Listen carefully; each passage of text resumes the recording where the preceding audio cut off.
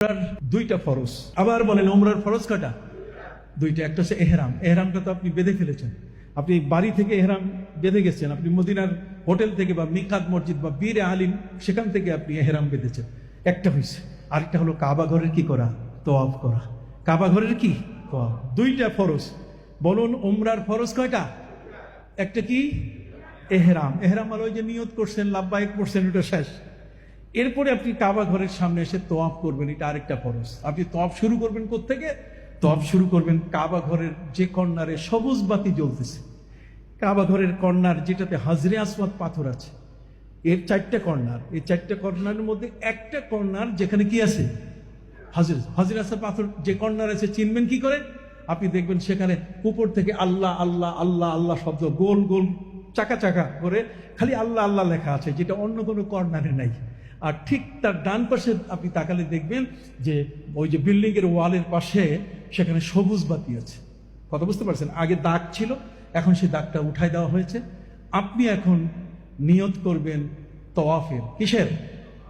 কিন্তু তওয়াফের নিয়তের আগে যারা পুরুষ তাদেরকে ইস্তেবা করতে হবে। কাবা ঘরের সামনে এসে গেছেন, এখন আপনাকে করতে হবে কি? ইস্তেবা। ইস্তেবা কি? আমি দেখাই দিয়েছি যে আপনার যে চাদরটা, এটা ডান বগলের নিচ থেকে নিয়ে বাম বগলে আসেন, আমি দেখাই দিচ্ছি। এই দেখুন, এটার নাম ইস্তেবা। এই ইস্তেবা, এই ইস্তেবা অবস্থায় আপনাদের তওয়াফ যখন শুরু হবে তার আগে আপনাকে নিয়ত করতে হবে। বলুন, আয় আল্লাহ, আমি 7 চক্করের মাধ্যমে আমার উমরার আদায়ের নিয়ত করলাম। অথবা আয় আল্লাহ, আমার উমরার 7 চক্করে তওয়াফ শুরু করলাম। এই তওয়াফটা শুরু করবেন কোথায়? তওয়াফটা হচ্ছে ওই যে হাজরে আসওয়াদ কর্নার, যেখানে এই হাজরে আসওয়াদ কর্নার যাইতে গিয়ে সেখানে আপনার একটা কাজ আছে। সে কাজটা হলো, আমার দিকে তাকান।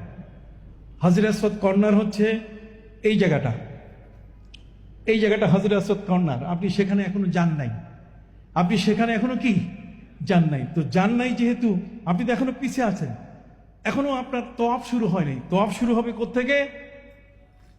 এই দেখেন, এটা হচ্ছে দাগ, এই বরাবর সবুজ বাতি। সবুজ বাতি এখানে, মাঝখানে কোনো দাগ নাই, কিন্তু আমি একটা দাগের মতো করে দিলাম আর কি। আপনি সবসময় যখন ইস্তেবা করলেন, পুরুষ প্রথম তওয়াফের জন্য ইস্তেবা করলেন, উমরার তওয়াফ শুরু করছেন, ইস্তেবা করতে গিয়ে আপনি এখানে সামনে যখন যাবেন, এই সামনে যাওয়ার আগে আপনি নিয়ত করবেন যে আল্লাহ, আমি 7 চক্করের মাধ্যমে আমার তওয়াফ শুরু করলাম, বা উমরার তওয়াফ আমি শুরু করলাম। এভাবে যাবেন। যাইতে যাইতে যখন বরাবর আপনি দেখবেন ডান দিকে কি? ডান দিকে সবুজ। তো ডান দিকের সবুজটা ঠিক আপনার পিঠ বরাবর থাকতে হবে। আপনি যেন পিঠ বরাবর, এটা বুঝবেন কিভাবে? যখন কাবা ঘরের ওই যে আল্লাহ আল্লাহ শব্দ হাজরে আসওয়াদটা যখন সোজা হবে, আপনি হাজরে আসওয়াদ সোজা হলে আপনার সবুজটা কি? পিছনে হবে, একেবারে সোজা। যখনই পিছনে হবে তখন আপনি ওই মুহূর্তে কাবা ঘরের ওই হাজরে আসওয়াদকে ইস্তেলাম করবেন। ইস্তেলাম শব্দের অর্থ চুম্বন করা। ইস্তেলাম শব্দের অর্থ কি? চুম্বন করা। আর ইস্তেলামটা হাত দিয়ে, এটা কেউ নবীজি লাঠি দিয়ে করছেন, মুখ লাগাইয়া করছেন, আপনিও সুযোগ পেলে করবেন, কিন্তু প্রথম আপনারা ওদিকে ভিড়বেন না কাছে, কারণ প্রথম যদি আপনি ভিড়েন তাহলে হারাই যাবেন। মানুষের চাপ অনেক বেশি। তাহলে এখন আসেন, এই যে আমার সাথে আপনি, আপনার সাথে আমি, এখন আপনার আগে আমি, আমার পিছনে আপনি। কথা বুঝেন নাই? এইভাবে হতে হতে আমি আপনাদের নিতে নিতে যখন ওই পিছনে নীল বাতি আর সামনে কি হাজরে আসওয়াদ, ওখানে যাওয়ার পরে আমি বলবো বিসমিল্লাহে আল্লাহু আকবার ওয়ালিল্লাহিল হামদ।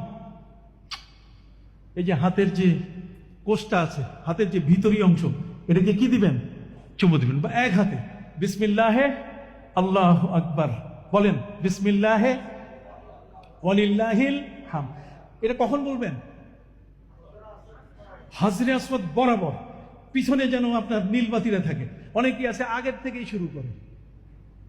খবরদার, আগের থেকে শুরু করার কিচ্ছু নাই। আপনার তওয়াফই শুরু হবে না যতক্ষণ পর্যন্ত আপনি হাজরে আসওয়াদ ক্রস না করেন। আর হাজরে আসওয়াদ ক্রস করার আগে হাজরে আসওয়াদে কি দিতে হবে? তাকে ইস্তেলাম করতে হবে। অর্থাৎ বিসমিল্লাহে আল্লাহু আকবার শুরু হলো।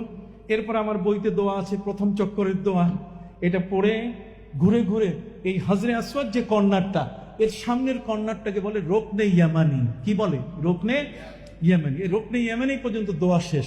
তারপরে এখান থেকে ওই হাজরে আসওয়াদ পর্যন্ত আসতে আপনি এখন হাত এভাবে করবেন। বলেন, হাতটা কি এরকম বলেন, রব্বানা, পড়েন রব্বানা আতিনা ফিদ দুনিয়া হাসানা ওয়া ফিল আখিরাতি হাসানা ওয়া কিনা আযাবান নার ওয়া আদখিলনা আল জান্নাতা মা'আল আবরার ইয়া আজিজু ইয়া গাফফারু ইয়া রাব্বাল আলামিন।